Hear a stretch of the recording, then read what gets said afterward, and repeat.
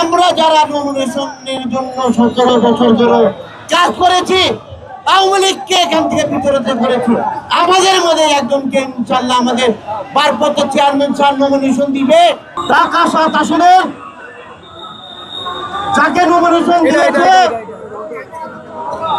সে আমাদের 7 আসনের লোক না, আমাদের 7 আসনের ভোটার না।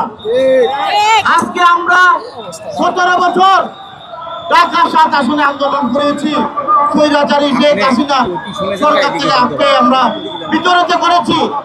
আমি 7 আসনের আন্দোলন সংগ্রামের প্রধান ছিলাম। আমি 17টি বছর ধরে হরতাল, মিছিল, মিটিং সব করেছি। আমাদের এই যারা এখানে জনগণ আছে, আমাদের 7 আসনের লোকদেরকে নিয়ে, এলাকাবাসীদের নিয়ে, ঢাকাবাসীদের নিয়ে এবং আমাদের বিএনপি সর্বদলীয় নেতা কর্মীদের নিয়ে আমি আন্দোলন করেছি। আমি এই যে নতুন জেলা ওই 7 আসনে 6 আসন থেকে এই লোকটা কখন আমি আন্দোলনে দেখি নাই। আমরা যত আন্দোলন করেছি, মামলা খেয়েছি, আমাদের কোন নেতা কর্মীকে তো কখনো সে 10 টাকা দেখি যায় নাই, এমপি করে কখনো বলেই নাই। বিল্ডিং এর কাজ করেছে, যে বিমানের কাজ করেছে, যে আপনার ব্যক্ত করেছে, এবং এখন আমাদের 7 আসনে বহিরাগত লোক নিয়ে তারা আমাদের 7 আসনের ভোটার। আমি কামরুঙ্গির 2টা ওয়ার্ড আমাদের 7-এর মধ্যে, কেরানীগঞ্জের কোনো লোক তো আমরা আমাদের ভোটার না, এবং ঢাকা সিটি দক্ষিণ, উত্তর, পশ্চিম আমাদের 7-এর ভোটার না।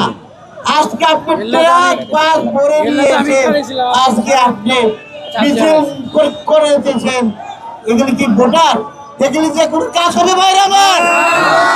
আমাদের 7 আসন, আমরা যারা বিএনপির নেতা কর্মী আছি, আমরা যারা নমিনেশনের জন্য 17 বছর ধরে কাজ করেছি, আওয়ামী লীগকে এখান থেকে বিতাড়িত করেছি, আমাদের মধ্যে একজনকে ইনশাল্লাহ আমাদের ভারপ্রাপ্ত চেয়ারম্যান স্যার নমিনেশন দিবে।